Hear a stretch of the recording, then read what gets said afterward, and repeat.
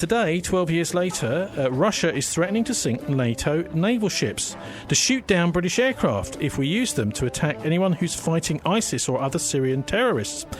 So this weekend, the United Nations, Britain and NATO stand on the brink of war, do they? With Russia, and Syria is the prize.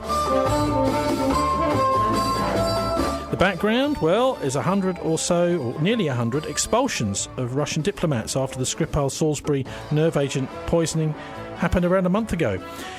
Joining us to delve between the lines and sort the facts from the spin behind the Skripal story and last weekend's alleged chemical weapons attack in Douma is Bath University's Professor David Miller. Hi, David. Welcome to the Politics Show. Thank you. David, you wrote a piece for Open Democracy about this. Can you just, in a way, sum up where you're coming from, looking at both? I mean, obviously, that was about the Skripal affair, and the chemical weapons attack in Douma has happened since then. But where are you coming from? Well, the thing which caught my attention was the phrase which the British government started to use in all its announcements early on in the Skripal case, which was that the agent which had been used to poison these two was of a type developed by Russia. Now, this was a phrase which I thought was odd, and Craig Murray did a good job of exposing and delving into what it meant. But it struck me as very similar to phrases I'd heard before when I'd been investigating when I was a mere young thing, the killings of 3 members of the IRA in Gibraltar. Now, casting your mind back to that time, there were 3 members of the IRA who were shot dead by the SAS with their hands in the air, and it was said that they were planning a bombing, that a car bomb, a suspect car bomb, had been dealt with. Now, there wasn't any car bomb in Gibraltar, and it emerged later at the inquest that the phrase "a suspect car bomb" is what the Ministry of Defence termed a term of art. That is a term which they think is accurate, but which can be used to mislead people, i.e. can be used to suggest that there is something there which is not there, and they can then pretend that they were just being honest by saying, well, we only suspected something was there, and it turned out there wasn't. And the phrase of a type developed by Russia seemed to me to be exactly similar. It was a phrase intended to suggest that the Russians were responsible for the poisoning, but with the deniability that when it was revealed that they hadn't got the evidence for that, they could say, well, we only said that it was developed by Russia. We didn't say that the Russians did it. So it was my approach to this is to say, well, let's pay careful attention to the words that are spoken by our government, because they spend a lot of time crafting those phrases to try and make it seem like they're telling the truth, and they use those phrases to suggest something quite different. In this case, that the Russians were responsible. So that's where I'm coming from. In this is to pay close attention to, especially British government statements and propaganda, and that's in the context, I think, of something which many people maybe are not aware of, which is that the British government employs thousands and thousands of people to come up with what they've described in various places as deceptions to mislead people about how the world operates. Thousands of people who are employed in the Government Information Service to do all sorts of propaganda activities. And people don't know that there are literally thousands of those people. I did a talk recently in London, and I mentioned the thousands of people, and some people came up to me afterwards and said, really? There's really thousands of people? So I went away and did this article for Open Democracy, like listing the people. So there's 3,500 who are listed as being communications professionals within government, and of course there are several others, hundreds of others. But I mean, aren't these people not just press officers? They are press officers, that's right, and they're the people who get together to make sure that they can come up with a line which they can give to the media, and which can foster the ideas that the government wants. And in particular in cases of foreign policy, where there are matters of what they refer to as national interest at stake, their history is that they will use these phrases effectively to lie. But don't these press officers actually really just broker deals between press researchers, producers, etc., and government ministers, government spokespeople that can then just they're there to facilitate? Surely they're there to facilitate people just getting onto television or whatever. Well, they are there to do that, and they're also there to facilitate what the line's going to be and what exactly they're going to say. And that's one of the things about the Skripal case, was that the Foreign Secretary, Boris Johnson, of course, went further than the briefing line and said, no, actually, there's no doubt it came from Russia. The people at Portendown have told me this. Now, of course, that was a very difficult thing for the scientists at Portendown to cope with. They'd gone along with the phrase of a type developed by Russia. And when Johnson goes on to television and simply lies about it, it's very difficult for them to actually go along with those lies. And that's why you saw subsequently the head of Portendown coming out and saying that they didn't know where it came from. Okay, so this idea, we've got to keep a very, very close eye on what we're being told then, is that's what you're saying? When a word or a phrase like that is used. One of the phrases or words I've heard used recently quite a lot is this idea of the word probably. For example, when we had the inquiry into the death of Alexander Litvinenko, the final conclusion by the judge was that probably Putin was behind the death of Alexander Litvinenko. More recently, we had Gary Aikenhead, who's the boss of Portendown, the government's chemical weapons centre just outside Salisbury, saying that the perpetrator or whoever manufactured the Novichok nerve agent was probably a state actor. So this word probably doesn't necessarily say that there's any conclusion been drawn by them.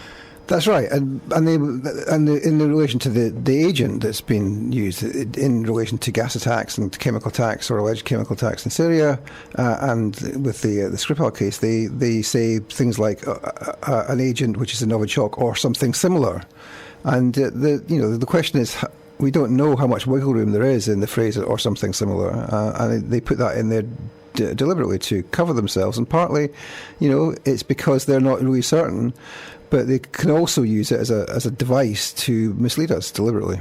One of the things I've seen on the BBC, I'm not sure if Sky have been doing it, with the footage of last Saturday's horrendous-looking chemical weapons attack, is that there's a little line at the bottom of the screen saying we cannot verify this footage.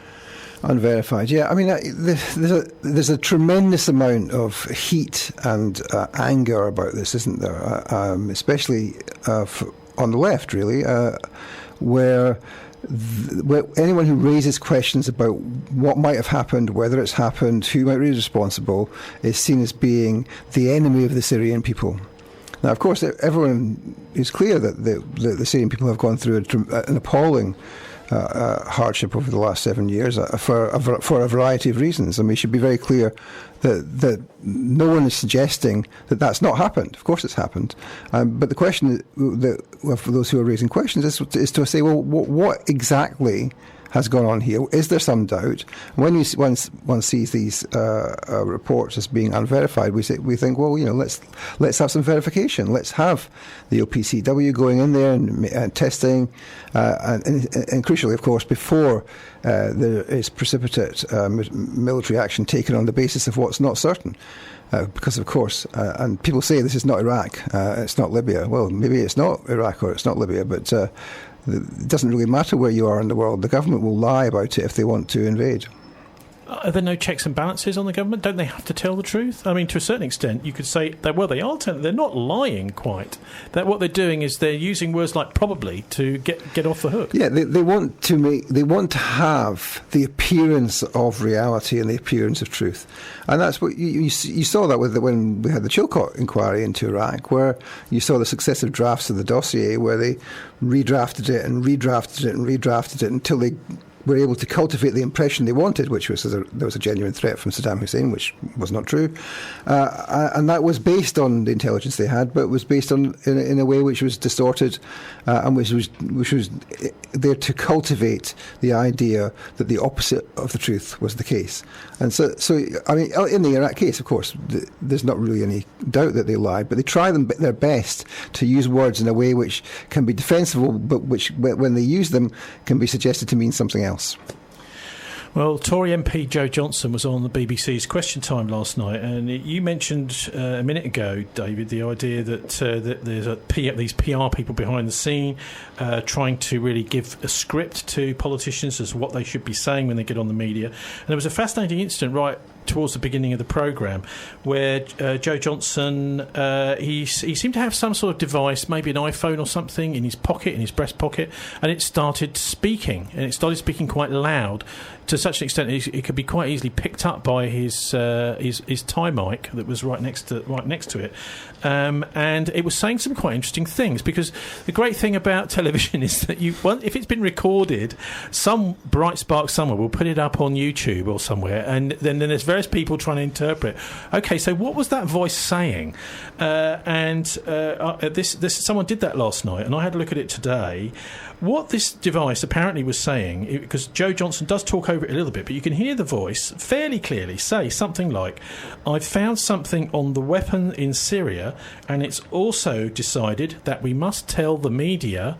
Now, this clearly is not an ordinary report. It's something to do with schooling potentially politicians. But anyway, I thought it would be a good idea to just have a listen to that now. And we're going to have a direct... unedited little clip from Question Time, followed by just that little section where this voice in Joe Johnson's chest is speaking to us, and before he manages to switch it off. Let's have a listen to that now. Are you talking about action agreed with the United States and France? Yeah, what's been agreed in Cabinet today is that the government, led by the Prime Minister, should continue to work closely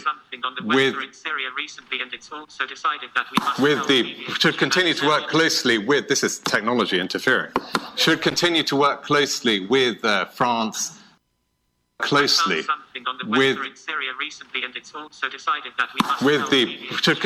Okay, so at least allegedly what's being said by this little voice in this machine, he has to the iPhone, he has to switch off in the middle of live question. Well, it's actually not live, it's but obviously the BBC decided to include that in the broadcast version.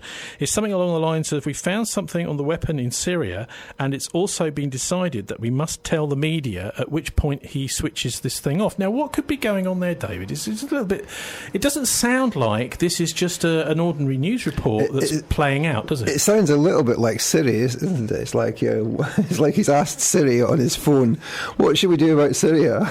Siri goes back and says, "I'll find this stuff on the web. What you can tell them." No, I mean it's something that's being briefed to him, isn't it? No doubt they have that kind of briefing all the time. I'm not sure why it would be, why it would come out live like that. But of course, that's how it works. There are briefings and there are agreements about what line to take, and sometimes the minister ignores them, like Boris Johnson apparently does. But that's what the whole edifice is for. That's what the thousands and thousands of people inside government are there to do, to make sure that the government and the politicians say things which can pursue their interests. There's something quite wonderful about the idea that the veil is sort of lifted. It's almost like the Wizard of Oz or something. The veil is lifted just for a moment on BBC. Well, we're in an era of the veil being lifted, aren't we? I mean, it used to be the case before social media that the lies that the government told to get us into wars would take months, sometimes years to come out. The Mile High Massacre took ages to come out. The lies about the Falklands War took a long time to get out. But in the age of the internet and people being able to check stuff, the lies about Iraq were revealed within days. The dossier, which was plagiarised from a postgraduate student's thesis, the stuff about the WMDs and the 45 minutes from disaster and the intelligence underlying that, again, exposed within days, not by mainstream journalists, but by bloggers and academic researchers, and that's the era we're now in. It's very difficult for them to get away with lies for very long. I mean, in the case of the Skripals, they got away with the lies for a very significant period, including gulling some people on the left, including John McDonnell, Paul Mason, to go along with the lies.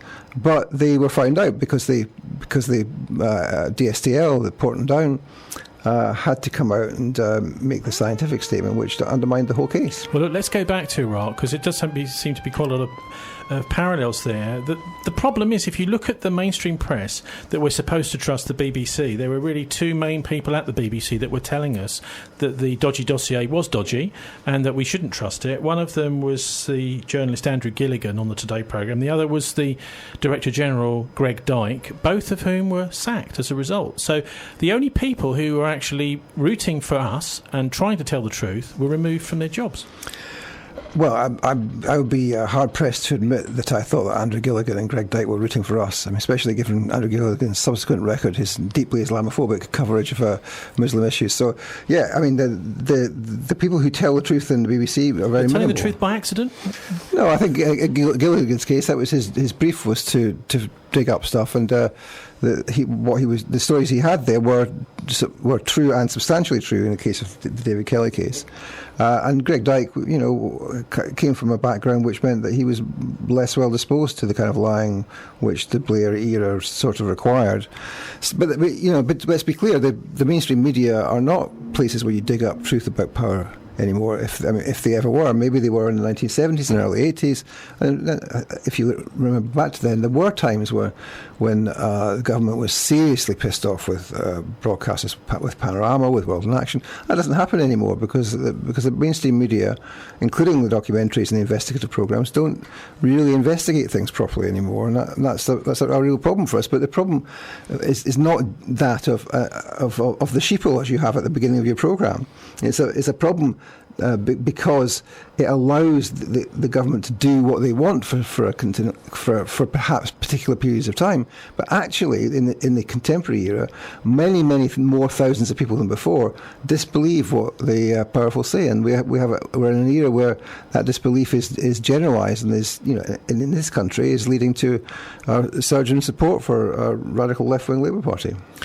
You mentioned Islamophobia briefly there. Noticed this week something which hadn't really been reported very much, but that's President Macron in France demanding state control over the finances of mosques throughout the country. Now, surely this is a really quite shocking intervention and goes against all kinds of basic conventions like the UN Convention of Human Rights, allowing freedom of faith and worship, this sort of thing. So the French government actually wants to take control of the finances of all the mosques in France. Now, why hasn't that received more coverage, maybe?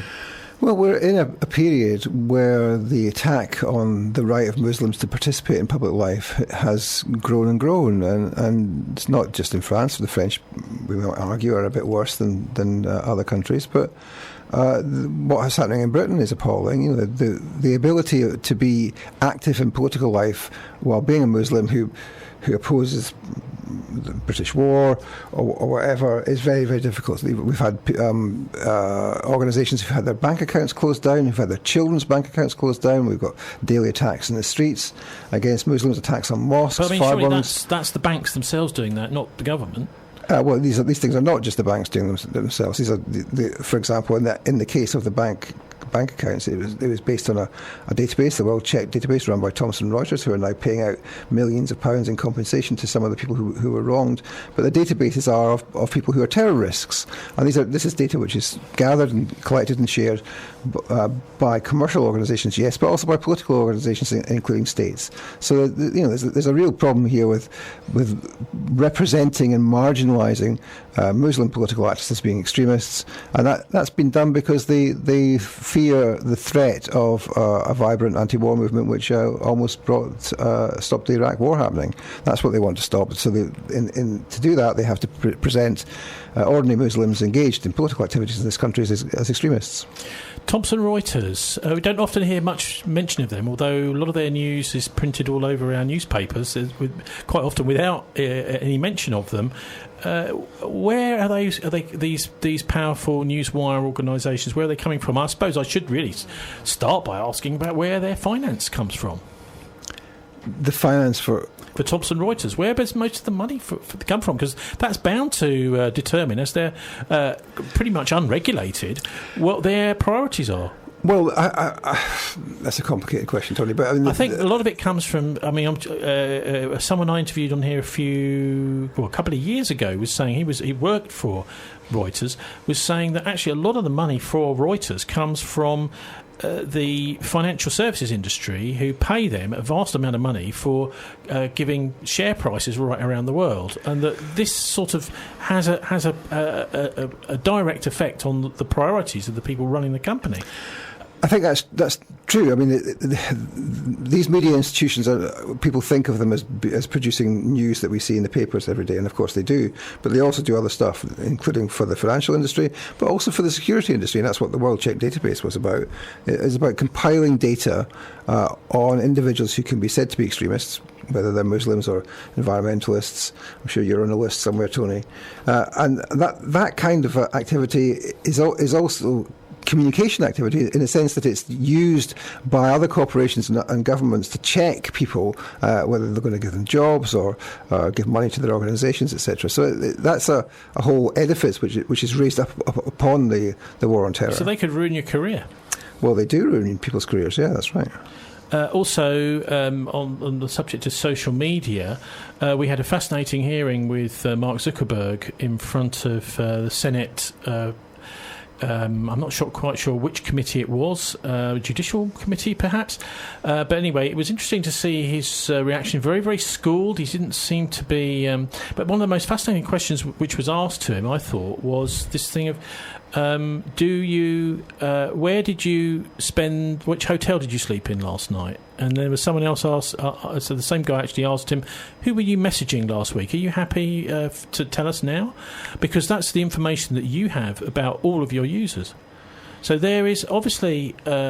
I mean, we've got into an area, it seems to me, with social media where we're giving up a fantastic amount of our own personal information. For example, if you install the Facebook app on your phone, you're giving it permission to effectively harvest all of your phone contacts, all your SMS messages, all this kind of stuff. So I wonder if it's just that this isn't being regulated and these companies are, in a way, a kind of front end for people who are able then to use and sell that data all over the world.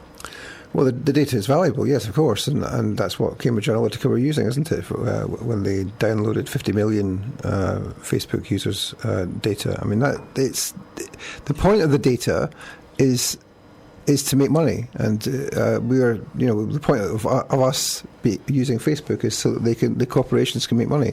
Many of the .com companies haven't made profits, but there's a subsidiary market in the data which they then collect. And now, of course, also there are two other things. One is the political use of that data which has been alleged to be involved, what Cambridge Analytica were doing with the data, would try and micro-target people to swing votes for Trump or for Brexit. I don't buy that as an argument. I don't buy the argument that they were successful, but that's what they were trying to do. And then the second thing is that it's used by states for security and counter-terrorism work, and that's perhaps the most dangerous element of it, where there's wholesale surveillance of individuals who've done nothing wrong, or whatever have done anything wrong, but the state is gathering data on them, and they're coming to, as we know, to secret agreements with the corporations to get backdoors to some of this data. What about companies like Palantir? I'm not sure how much you know about them, and the National Security Agency. Zuckerberg is very, very tight-lipped about those. It does seem as if that there are agreements in these social media firms like Facebook with these important national security organisations that the directors are told, well, you simply cannot talk about this, it's a state secret. Yeah, I mean, you mentioned the National Security Agency, and of course the equivalent of that in this country is GCHQ, and they are involved and have been involved, as we know from various leaks and everything else, in all sorts of surveillance of individuals' phone and internet traffic, and that they have agreements, as we mentioned, with the corporations that produce this data. But they also then weaponize that in their own propaganda activities. I mean, just the example in GCHQ of JTRIG, the Joint Threat Research Intelligence Group, 120 people, it was in 2011, who gather data on the internet and then fake data on the internet. They create fake websites, they do honey traps to try and bring people in who they can then arrest for terrorism charges. They engage in inflating or deflating traffic on websites and put up fake social media profiles, so that you don't know. Well, when we see stuff about terrorism in the media, we don't know how much of what is said to be out there in the media, how much of this ISIS Chinese propaganda, for example, is actually just fake profiles of Facebook users and Twitter users operating out of GCHQ. And they find it difficult sometimes. Some of the documents leaked by Edward Snowden show that they really worry about going away at the weekend and the person coming in for the weekend shift not having the same kind of grammar or syntax, and they get being found out. But there's a huge amount of effort goes into both surveillance and the manipulation of the internet in order that they can pursue their own interests. Is that legal for them to do that? I mean, surely there's some sort of state-sponsored, our taxpayers' money paying for this. Is there no control at all? Well, it's the intelligence services, so they can do more or less what they want, can't they? I mean, there are some laws which can constrain them, but the government, when that material was leaked, the government hasn't said these people are going to be arrested. They haven't mentioned it at all. OK, let's get back to the Skripal case and the Salisbury nerve agent business, which has led to the biggest expulsion of Russian diplomats since the Cold War. And we're going to hear now, it's about 3 minutes, it's a clip from chemist Chris Busby. Now, he's one of the people who picked up on this idea of probably a state actor, amongst other things. He's saying he's an organic chemist, and he knows that in any organic chemistry laboratory, if you know what you're doing, you can make this stuff, Novichok. Also, that the whole point of it was that it was a fairly low-tech type of nerve agent that was relatively easy to make. So also, if you had access to any plant in the world which is producing organophosphate pesticides, you could use that to make this nerve agent. But anyway, let's have a listen to just a small clip of the interview that earlier this week that Chris Busby put up on YouTube, up on the internet. Douma has said that they can't identify the material as having come from Russia. Of course, there's a lot of egg on face all over the place to Boris Johnson and that stupid woman Theresa May. And they're now saying that they have this evidence, which they have to keep secret, of course, that it came from some facility in Russia. But then the question is, how on earth did they get a sample from that facility in Russia? It's just not. It's not possible. It's not possible. So they're lying as usual. They're just trying to cover their back because they're looking stupid, and they're increasingly stupid. The only thing we do know about it is that this material, the exact same material, was synthesized in the United States chemical warfare depot or site. In the United States, and somebody put the fragmentation pattern on the scientific NIST, National Institute of Science and Technology website, although they've since taken it off. So we certainly know that the Americans synthesized it, and it's probably quite reasonable to suppose that Douma synthesized it as well. If you want to know my opinion, I believe that this is either material from Douma, or it's material from the United States, and this was a false flag operation along the lines of the same sorts of false flag operations that led to the Iraq War. And the Iraq War, you remember, was fought because of the idea of weapons of mass destruction that Saddam Hussein had, but of course he didn't have anything of the sort. So that was also bogus. And the real reason for the attack of Iraq, which we don't need to go into too much here, but it's about it was because Saddam Hussein had decided to stop paying for his stop asking for dollars for the oil and to sell it in euros. And when Gaddafi decided to do the same thing and set up an Arabic dinar based on gold, he was taken out as well. And then the Syrians decided that they were going to sell oil, not in dollars but in euros, and of course they were invaded too. So what this is all about is the end of the United States empire, the petrodollar empire. Basically, that's it. The Russians have now built the pipelines to China, and they're going to start trading their oil directly with China on the basis of yuan. And China is becoming one of the largest importers of oil now because of its huge expansion, and so they're going to ask the Saudis to start paying in yuan and not in dollars, and so basically the dollar control of trade is going down the toilet rapidly. So of course something has to be done, and what's being done is a war is being engendered, and this is terrifying because because the fact is that and this is where my other expertise comes in, that nobody can win such a war if they have even a limited nuclear exchange. If the materials, if the radioactive materials fall all over the place, then that's the end of it. That's the end of it. This is because the risk model that they have, which tells them that the stupid people like Theresa May and Boris Johnson and all those stupid fools, possibly Trump as well, the risk model, the radiation risk model that tells those people that they can survive a nuclear war is wrong by factors of up to 10,000 times. Well, I think that's a pretty good analysis. He might have been better to stick to organic chemistry because he's an organic chemist. But I mean, the analysis of the political situation of surrounding all of this is pretty accurate. That's what I'd say. Well, I mean, it's clear, isn't it, that they couldn't say it comes from Russia, that most probably the stuff that they came out with after it was clear that they couldn't say it came from Russia, that they showed it was Russia, is most probably propaganda.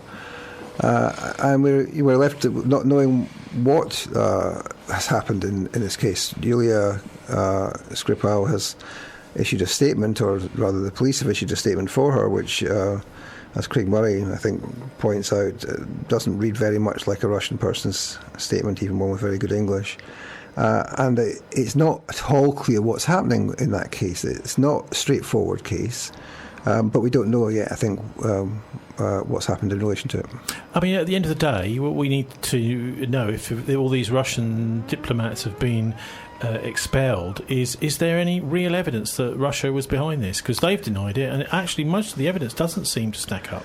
Well, we don't know if it was the Russians or not, but on the face of it, there's been virtually no evidence of any sort which stands up. I mean, the phrase that they use, that term of art they use of a sort developed in Russia, it was a joke of a phrase. I mean, what they meant was there was allegedly a Novichok program in Uzbekistan when it was part of the Soviet Union, which was then discontinued. And as Craig Murray again said, he personally went to the factory where the program started, and all of this the material was destroyed, and confirmed as destroyed by the OPCW, the International Monitoring Body. So there's been no clear evidence that it is the Russians, and we've had lots of statements from the government suggesting it was the Russians, which have turned out to be false. So, on that grounds, I would be sceptical, remain sceptical. Chris Busby has speculated quite a lot on the motives there. Would you care to? No, I mean, I wouldn't ever want to speculate on motives. We don't know. I mean, I think keep an open mind. Let's deal with the information we've got and analyse what information we've got. You speculate on what's happened, you're going to be wrong in the end. Now let's have a look at the situation last Saturday. We saw this attack, alleged chemical weapons attack in Douma, just on the outskirts of Damascus, which was discussed on the BBC Question Time last night. And here's one of the audience contributions then.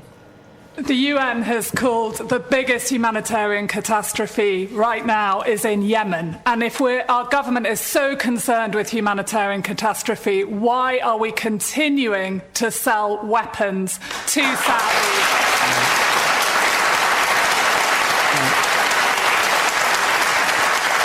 It's a good point, but with devastating impact in Yemen. Let me call you back to the question, though. So that's David Dimbleby saying actually Yemen is not relevant. Actually, Martin, perhaps it is. If we wanted to do something about humanitarian issues around the world, isn't Yemen an interesting place to start rather than Syria? What would be the arguments one way or the other? Well, I mean, Brian Eno has called this kind of thing propaganda, which means that the mainstream media tell you the things that you ought to be worried about. Now, we ought to be worried about chemical weapons in Syria. That's what and then the debate has to be all about that. Shouldn't we be? Well, I'm sorry, we should be in some respects, but in actual fact, there's more people being killed in Yemen with conventional bombs, which we're supplying, and British military personnel are actually involved in the massacre.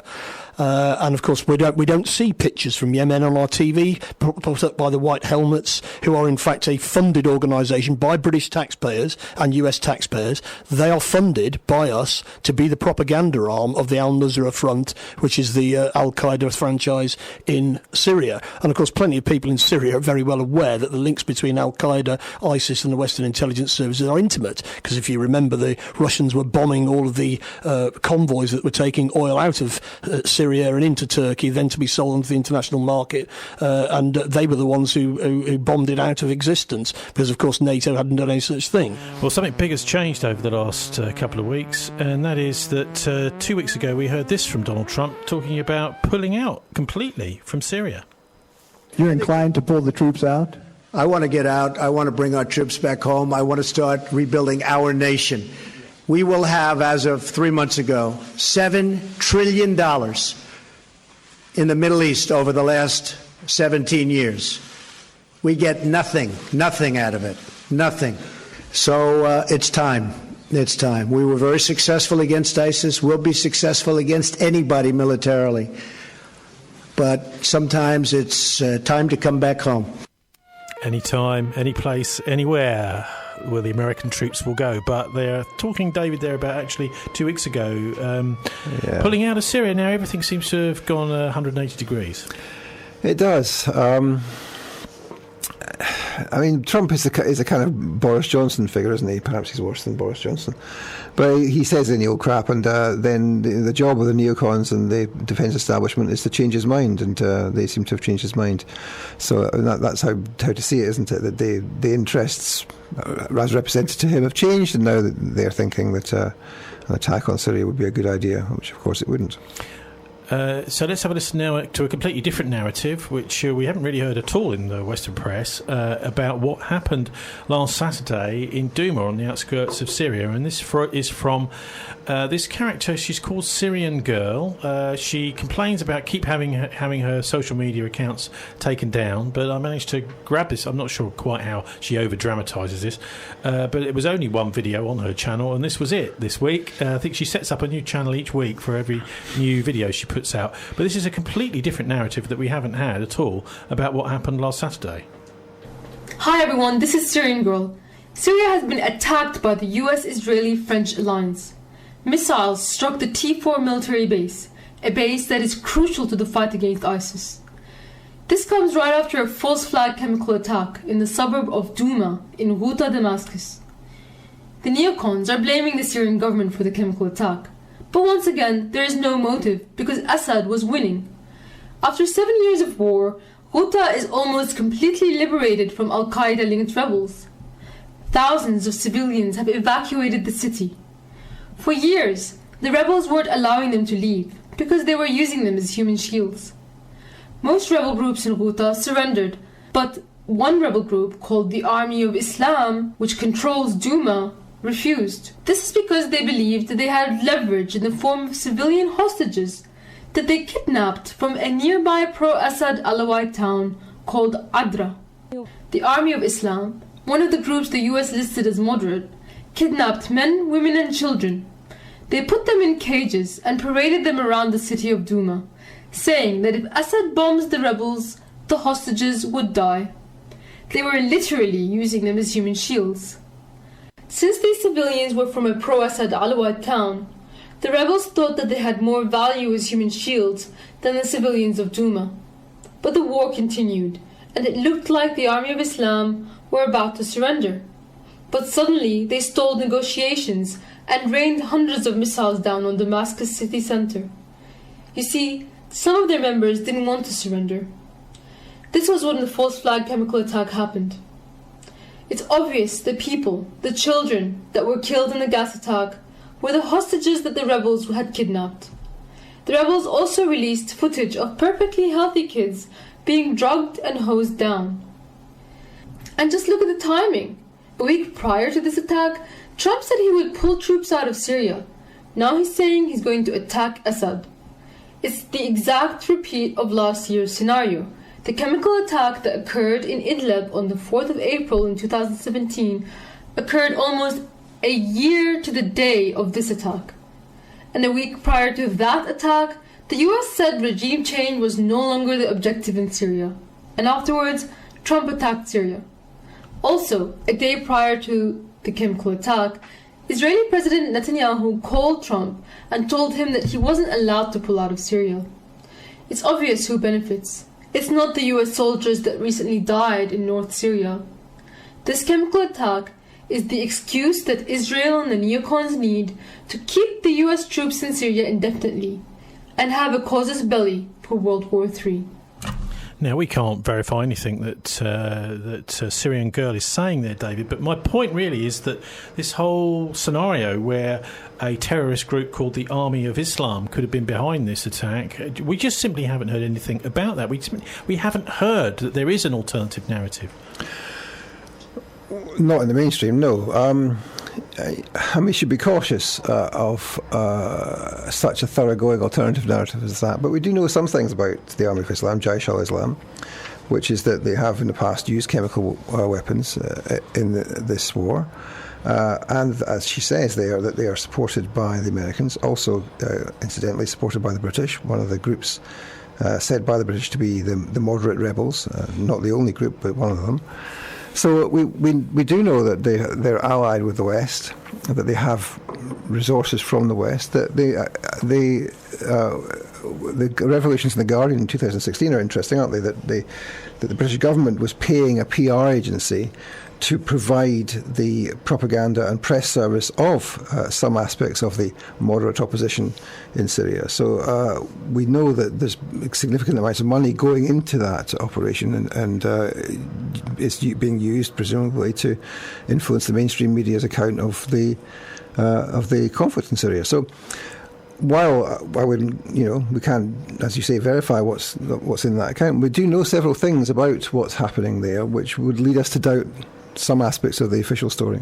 Well, there's another aspect where you're probably going to hate me for bringing this up as well, David, which is that there's been reports in the Lebanese media and the Syrian media, been reported by the Russians but not by the Western media, that British special forces have been captured by the Syrian army as they've closed in around this area where this alleged chemical weapons attack took place. And what my point is that a lot of these reports are only being heard in certain parts of the world nowadays, and the mass media here doesn't report them as saying, well, we're getting these reports, we think they're nonsense. Sure. They just don't report them at all. Of course not. Well, I mean, you get some reporting, don't you? I mean, there was reporting in the mainstream media of a special forces death, British special forces operative dying in Syria just the other week. Isolated report. No one says, what?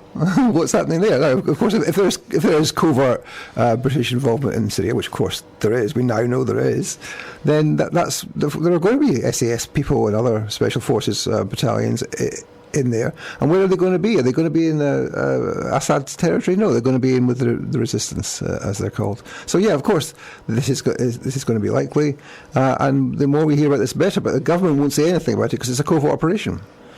Is that, are they allowed to do that sort of thing? I mean, surely there's some kind of scrutiny. Is this just literally the Foreign Secretary, the Defence Secretary, the Prime Minister and the Minister of Defence deciding to do something with no scrutiny? There will be scrutiny if the police which can scrutinise this stuff does its job of scrutinising, and that's Parliament. And of course, until recently, there was no prospect whatsoever of any proper scrutiny.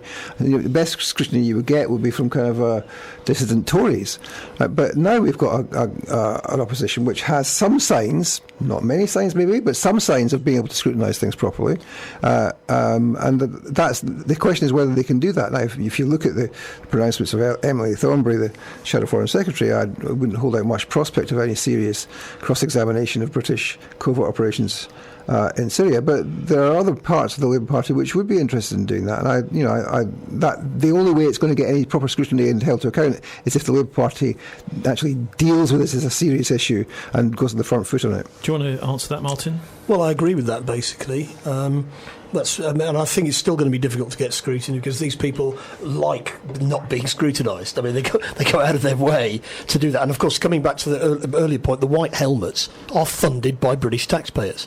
They're not actually an independent organisation. So when they say, we think they did it and we want you to attack, they openly call for intervention in Syria, but that's British taxpayers who are funding them to make that statement. David, do you want to say something about some of the organisations these experts come from? We keep hearing experts coming on the radio, the television. Quite often, there isn't really any explanation of what organisation they're from and who might be funding that organisation and whether they're actually independent. Well, I mean, most people you hear who are described as experts in the area of conflict and security will have some relationship with think tanks or other organisations which have some connection to the military, the police, the intelligence services of the government. So the Atlantic Council is a lobby propaganda group connected to NATO, or there's the Chatham House, the Royal Institute for International Affairs, the oldest think tank in the UK, which has strong connections with both corporations and with the security establishment, or RUSI, the Royal United Services Institute, again, similar kinds of connections. So the people you get who are independent analysts who don't have connections with the state in one form or another, or with these conservative think tanks and policy groups, are very, very small. And if you are an independent expert, you're not going to get on the mainstream media. What about Bilderberg? This is a subject I've been looking into over the years, and it was quite interesting to see that it was, up until recently, their main representative in the UK, Ken Clarke, who was on their steering committee, who was being put forward as the person who was the voice of reason. But he did want to, and he does want to, apparently, bomb Syria, but he thinks that Parliament should be consulted. Well, I mean, Bilderberg is one organisation which is there to bring together elements of the elite across countries to come to common positions, but it's not the only one. It's a more important organisation these days is the World Economic Forum, but there are many others. There are regional ones, there's ones in the States, there's ones in Spain, organisations of the elite where they get together to become friends, to resolve arguments, to come to common positions, and these are common organisations in the business world to come to common positions on climate change or whatever it is. So yeah, these are organisations which are important, but they're not the organisations that run things. Well, the one thing that Bilderberg does seem to do is has an uncanny habit of inviting future leaders, presidents and politicians, usually 1 or 2 years before they come to power. It's not uncanny. They spend a lot of time working out who these people are going to be. And also possibly using their press contacts to help them elevate them up into the public life. But not only Bilderberg. I mean, the World Economic Forum is essentially an organisation which wants to run the world in business interests, and it has all sorts of connections through its foundation membership of the 1,500 companies which fund it. But there are hundreds of these organisations, and they are all part of the power structure. Yes, along with the think tanks and the lobby groups. So where do the political parties fit in with this? Are they fairly low down? The political parties are either their representatives, as in the case of New Labour or the Tories or the Lib Dems, or they are there to be opposition to them. So yeah, I mean, they're part of that. They're allies in some respects, and they're their agents in other respects. But they're all part of the political elite which runs the country, right? Okay, so let's have a listen anyway to Ken Clarke and his position on Syria now. This was on Channel 4 News last night. I would be in favour of proper, considered, well-targeted military action. Indeed, I think there should be a response, because it stopped Assad last time, and he's trying it on again because Trump had led him to believe he was pulling everything out of Syria and he'd lost interest in Syria, so he tried again. And if we don't actually take punitive reaction, then he will start using chemical weapons, because it's a quicker way of winning urban battles, and I think other groups will start doing the same thing in the Middle East. But it needs parliamentary approval first. I think the planned policy use of military force in a significant way is subject to parliamentary approval if we have an effective parliamentary democracy worth calling the name in modern times. I think, as I was one of those who forced Tony Blair reluctantly to have a vote on the Iraq war, as I approved of David Cameron submitting the decision to a parliamentary vote when he wanted to intervene in Syria, I think it's quite absurd to start invoking what I regard as the archaic argument of the royal prerogative, which means actually that the Prime Minister, with the advice of her cabinet, is put into a dictatorial position when it comes to making war against other countries. I don't think that's acceptable. I think it would be a further pathetic weakening of Parliament's power. Well, I don't obviously agree with his analysis of who actually carried out the attack. I think it's far more likely to be Jaish al-Islam working with Western intelligence services, probably the Saudis, possibly ourselves. But leaving that aside, let's come to the actual thing of a parliament deciding whether to go to war or not. They did do that over Libya and Syria, and of course we didn't go to war with Syria last time, and it stopped the Americans going to war because Ed Miliband put his foot down and said, we're not doing this. So that they're worried about that, and opinion polls show that 44% of people are opposed to attacking attacking Syria, and only 22% are in favour of it. And of course, the others don't know, and they just need to hear the arguments. So there's a question whether Parliament should be involved and all the rest of it. But I think, like, if there was a debate in Parliament, you ought to ask them, what actually is your military strategy here? Because you're just saying you're going to fire off a few missiles at targets in Syria, and you're presuming that the Russians and the Syrians won't fire back. Putin's speech that he made before he was elected pointed out that the new weaponry that the Russians have got renders naval warfare obsolete. They can fire from inside Russia and sink the entire naval armada that's steaming into the Mediterranean now. Now, they won't probably do that, but they could, and they might. And what's extraordinary about people like talking about military action here is how little understanding they have of what the military options actually are, because they're minimal to non-existent. Well, what's your guess, David, as to what's going to happen? Well, it's extremely worrying, isn't it? I mean, I think that what I would say is that there are many people who are seeing the horror in Syria and who are tremendously concerned about that, but are not as concerned as they perhaps should be about the possibility of war with Russia. I mean, that would be an absolute disaster for the world. And the way in which even some elements of the left have encouraged Russophobia, the notion of Russian bots or Russian involvement in Skripal or Russiagate in the US, all of this is just encouraging a kind of anti-Russian hysteria that takes you back to the Cold War, to the period where Bob Dylan memorably sang in 1964 about how he'd learned to hate the Russians all through his whole life, and if it was another war to come, it was them we must fight. We're in a period which is incredible anti-Russian hysteria based on literally nothing. Of course, the Russians have their own foreign policy and international objectives, and they are a state with interests with which one needs to deal. But this is ridiculous. We're in a period where there's an encouragement, even by some on the left, of anti-Russian hysteria, which could have profoundly damaging consequences for everyone in this country. So what can we do to sort of fix the system? It doesn't seem to be quite working, does it? I mean, Ken Clark was talking about dictatorial powers there. The system hasn't worked for a long time, but we know that, right? We know that it doesn't work. We know that the only way that we're going to stop it is like we almost did in Iraq, where we have millions of people in the streets. The only way of stopping these people is by holding them to account, and the thing which stops them is either opposition in Parliament, which becomes generalised enough, or opposition in the streets. Thanks, David Miller, Professor of Sociology at Bath University. Thanks very much for joining us. Almost a whole hour we spent there talking about this whole business of the Skripal poisoning and the decisions being made over whether or not to attack Syria, effectively kind of by NATO, the Anglo-Zionist empire. Time to sign off now for the Murdoch News at 8. Coming up live on Facebook, hopefully, we'll have Arabian Nights with Mohammed Makawi.